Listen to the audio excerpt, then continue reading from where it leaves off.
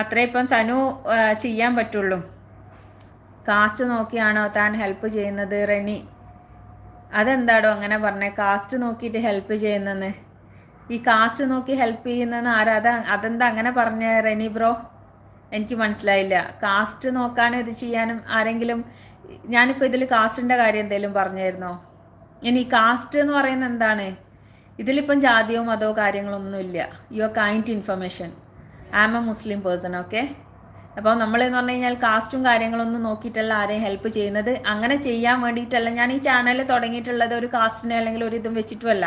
എൻ്റെ ഐഡൻറ്റിറ്റി എന്താണെന്ന് ഞാനിപ്പോൾ നിങ്ങളോട് പറയാൻ കാരണം കാസ്റ്റ് നോക്കിയിട്ടാണെന്ന് പറഞ്ഞുകൊണ്ട് മാത്രം. അതിൻ്റെ ആവശ്യമില്ല. നമ്മൾ കാസ്റ്റ് നോക്കിയിട്ട് ഒരാളെ ഹെൽപ്പ് ചെയ്യുക എന്ന് പറയുന്നതല്ല.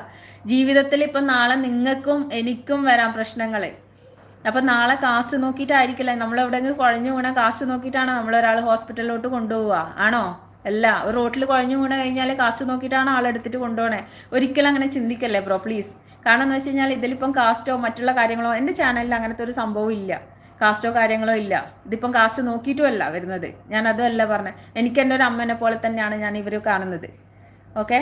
നാളെ ആർക്കും വരാം. ഇപ്പം ഞാനീ പറയുന്ന എനിക്കായാലും നിങ്ങൾക്കായാലും വരാം. വരാതിരിക്കട്ടെ, പടച്ചോൻ കാക്കട്ടെ. ഇപ്പം എന്താ പറയുക, കാസ്റ്റും കാര്യങ്ങളൊന്നും ഇതിൽ ഉൾപ്പെടുത്തണ്ട. നമ്മളെ ഈ ചാനലിൽ കാസ്റ്റൊന്നും ഇല്ല, പ്ലീസ്.